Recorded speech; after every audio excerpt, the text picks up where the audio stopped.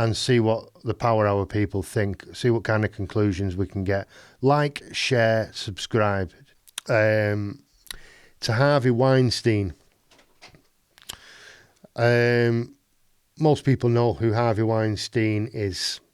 Again, horrible individual.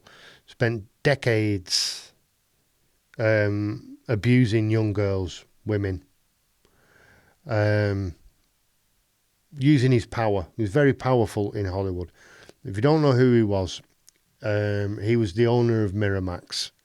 Very powerful guy in Hollywood. And he used that position to abuse young women and girls for years and years and years. And they all knew. They all knew. Right? All these Hollywood people, they all knew. And the politicians knew what he was doing. You know.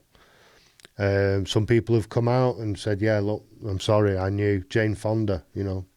I didn't do anything to stop him. Okay, so you enabled him. Right. Now, why is that a problem? I should just hate Harvey Weinstein and forget about it. Well, yeah, I do to a large extent, but he was very good at what he did. Oh, that doesn't compensate, does it, at all? But if you look at some of the Miramax films, he did make films that no one else would make. And as the producer, it was his responsibility not only to get the money together and put it on the table, but to make sure the project happens. And he did it when no one else would. And I've got some examples for you. Pulp Fiction. Obviously a massive cinematic moment when Pulp Fiction came out. Really introduced Quentin Tarantino to the world. He'd already made Reservoir Dogs, but Pulp Fiction was the one. And he reinvented the way that stories are told on the silver screen, you know.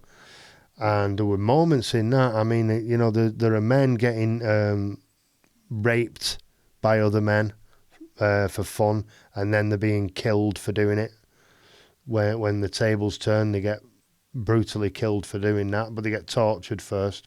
There are really graphic scenes of overdose, murder. And he also insisted on putting John Travolta in it. And John Travolta was absolutely brilliant in that. But Harvey Weinstein made the film that no one else would make, and that was Pulp Fiction. So, I mean, I love that film. You've got then My Left Foot, not one of my favourite films, but a very brave film. It's a film about a guy in a wheelchair, Christy Brown, played by Daniel Day-Lewis. And, you know, you go around trying to sell that idea. Well, it's a film about a guy in a wheelchair, you see. Stop. You know, forget it. We don't do those kinds of films. Harvey Weinstein did. He financed the project and he made the film, and it's a classic.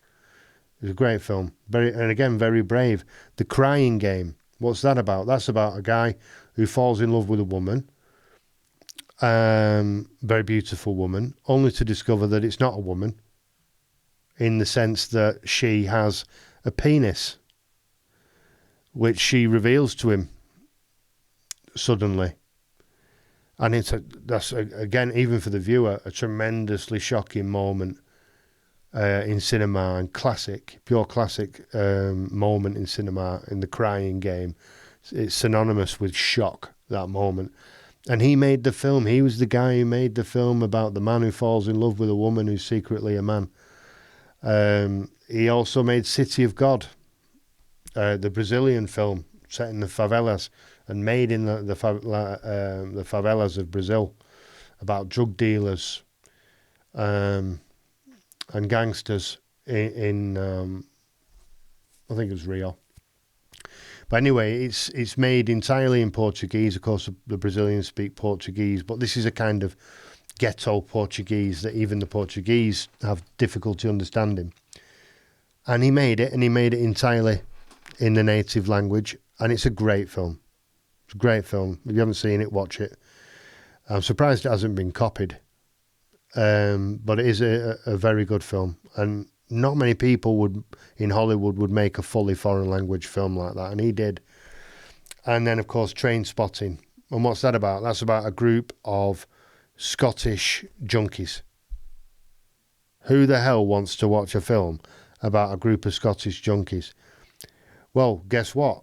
It's an absolutely brilliant film. But again, there are scenes in that are hard to watch and impossible to forget. It's graphic. It's very graphic. And Harvey Weinstein was there again to make it happen.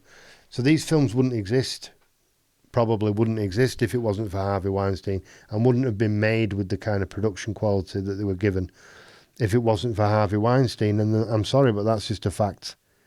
Again, repugnant human. Absolutely.